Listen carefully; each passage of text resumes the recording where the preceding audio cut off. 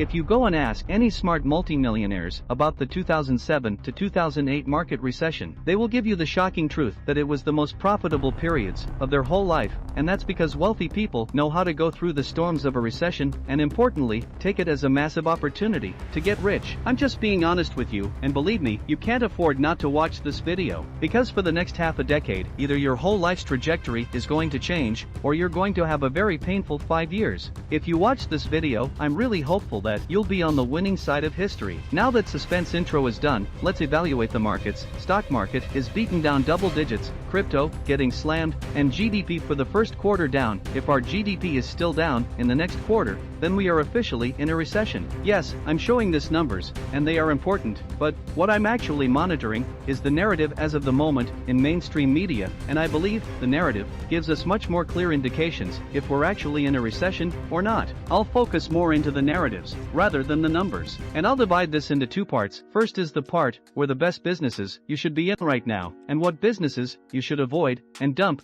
no matter what. Next part is about investments and what to do when it comes to investing right now, and what I'm personally doing with my investment portfolio. The first thing you need to do, as soon as possible, is to start a business. Yes, I know, it may sound crazy, because why would anyone start a business in a recession, right? But, hear me out, during recessions, it's best to keep some cash on hand, that way, you can buy assets at dirt cheap prices during recessions, like literally right now. And during recessions, it's heavily risky to have a job for a company because of the risk for being laid off. This is why you absolutely need a lean business. This way, it can give you cash flow to invest as well as to live comfortably and extra peace of mind. The secret is to start a business with very little to zero startup cost. Do not start something like a software company, for example, where you'll need a team of 20 employees. It's not smart to start businesses like that during recessions. It's also smart to stay away from businesses where you'll have to buy physical stock or products ahead of time. It's all too risky during a recession. Lastly, avoid businesses that are what you'll consider as nice-to-have types. Your business should be a necessity. Understand that you'll need businesses, and recession bulletproof businesses are necessities. They can be services for businesses that they'll not get cut off anytime soon, or any stuff that is for people's personal lives. Let me give you a perfect example. When recessions happen, one of the best ones is actually tobacco companies, simply because people that smoke cigarettes and tobacco-related products thrive and make more money during recessions. Another critical condition for your business is to make sure it's online as well as remote. They are actually scientific research and formulas about starting a business. I won't be able to go in depth about it here, but I just gave you pretty much the summary on the actual to-do list for you to have a thriving business in a recession. Now that we made sure that you'll be on the right side of history by securing a lean, online-based business, we can start talking about what to do on the investment side, and importantly, what I'm personally doing with my investment portfolio. Now, in order to know what to do, I believe it's best to look at narratives. If you check mainstream media for the past 2 years or so, they've been like, there's no inflation, or it's transitory. We know those are just a bunch of lies and excuses to print money, because, to be honest, this was never true. There was rampant inflation, but that inflation is not the one you see in the consumer price index, which they use to measure inflation. In reality, it only counts certain things, and excludes a lot of big factors, like all financial services assets, for example. So a massive inflation actually happened. But in assets, if you look back, for the past 2 years, it was incredible for anyone invested in crypto, stocks, housing, NFT, collectibles like watches and cars. What world have we live in where you can get a supercar, drive it for months, and then sell it for a profit? It's absolutely crazy, and the cause of that is the money printing of 40% of the world's money supply in the past 2 years. And where do you think all that money went?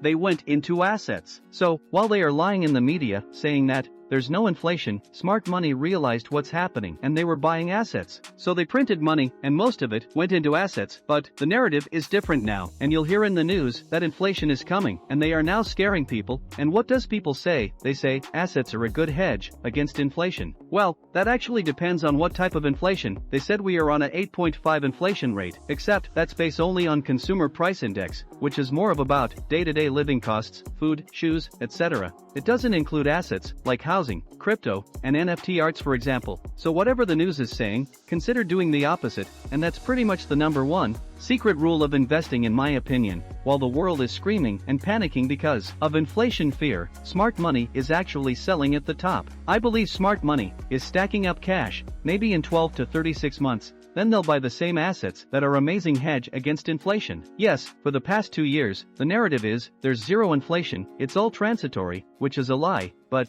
that narrative is now changing. The wealthy stay wealthy, because it doesn't matter to them if it's a strong economy or a recession, they'll still profit either way. And that's why I made this video for you. For others, this will be their first recession, and they've been playing this out really well. But the greatest mistake in investing is not evaluating your assets, especially crypto portfolios. It's important to learn and know what's really going on. Specifically with your assets, you should know the odds of if Ethereum can survive a recession, for example. And you should make sure that your portfolio is diversified so you can sleep well at night even if the crypto market goes down, since you still have your assets in the real estate or stock sides, just like what the smart money do. Smart money knows when are good times to ride the wave, and the next thing you'll hear, they already sold the same assets, then buy at the low price. Another very effective strategy for the extremely wealthy is they hold the assets forever and they pretty much never sell, and when there's recession, that's where they deploy all their cash for discounts. Short version of a long story, 18 months ago or so, cash is trash, but this middle 2022, cash is king, and I believe there will be a lot of stuff that will be on sale for the next year or two. To be more specific for you guys, each asset class may seem like they behave the same way, but no, they act differently. Some will rise and fall according to the general market, but some markets will act differently to others. For crypto, it's best to keep a large portion of your crypto portfolio to be in Ethereum and Bitcoin, and a small portion in Solana and other altcoins. It's best to avoid very suspicious crypto for the next few months, since they'll have a low chance of surviving a recession and be more of a pump and dump scheme. It's best to accumulate cash in the form of stable coins, so you can earn around 8 to 12% on average, and not be too scared of inflation like the rest, since the dollar are actually performing really well and pretty much on somewhat of a bull run, so it's not too scary to hold a large amount of stable coins. This is one of the best play or strategy that you should consider this 2022. Just be careful, since 2023 has a high chance of having a bear market, and crypto is much more volatile compared to traditional markets, so the summary is that a large portion of your crypto should be in Ethereum and Bitcoin, with a small percentage of altcoins that you still believe in, and consider stacking some stable coins to be able to deploy them and advantage of opportunities in the crypto space.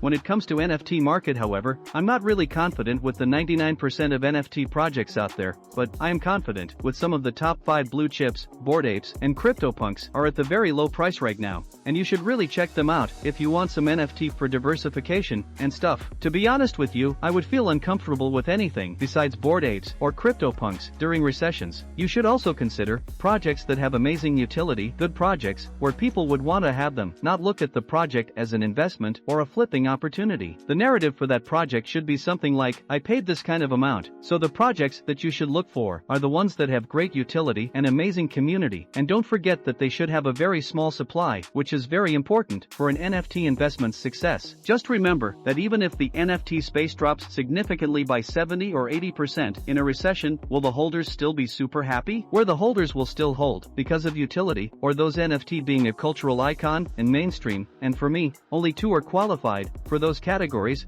and those are of course Bored Apes and CryptoPunk. For me, they are safe. They will of course go down in value, but they should still thrive during or after a recession. Next, let's talk about watches. Yes, you'll hear about stocks, houses, crypto, everywhere, but let me give you something a little bit different. I believe watches are safe during recessions. You can consider having a watching collection, get those watches that are popular and rare. You can even consider building relationships with the watch companies or watch businesses that you can connect to, which can be a massive investment for you. I don't see watch prices going up anytime soon, in November or so, compared to now. But watches are their own little world, and they will hold up during the recession very well. They're not going to get hit as severely as crypto or stocks, for example. Watches, especially the high-end ones, will become a new normal as watches people realize they're great investments. They are a great way to park money. They are also one of the best traveling companion. For example, whenever I go to London, instead of coming with £10,000 in cash, I would have to go through a lot of process and nightmares. So you can go with a high-end watch, and there you have your money just in your wrist with zero problems. So I believe we're in for an era of watches, and I think watches will hold up better than some of the other investment assets. My strategy is to stack up some stable coins, earn high yield of about 10% or so, and I'll be waiting until the 4th quarter of this year or next year. And as you do that, it's best to deploy a lot of capital in real estate, depending on the area you want, and it's best to watch the markets. So the best thing to do is to acquire multiple properties where it makes sense for you. Yes, you're not going to make crazy returns, like in crypto or in watches and cars sometimes. Don't forget to buy a bunch of crypto too. No matter what happens, just remember what smart money is doing. By smart money, I mean the real millionaires and multimillionaires, 9-figure people, and what they're doing is buying crypto during bear markets. Because bear markets is where the real money is made. Dollar cost averaging into crypto as you stack up some cash, buy some property, and if you can, look into alternatives like cars or watches, and cheap high-quality NFT as well. Just be careful with the NFT market, since it's still young, and we still yet to see how they will perform in a bear market. That's pretty much the breakdown of the best strategy 2022 and 2023, so when you're gray and 50 years old, you can look back at this time and you'll actually get to enjoy this by being at the winning side instead of the other way around. You'll thank yourself for playing your cards properly and let you transition from where you are right now to the version of yourself with generational wealth in the future. I wish you the best, and I hope you enjoyed this video.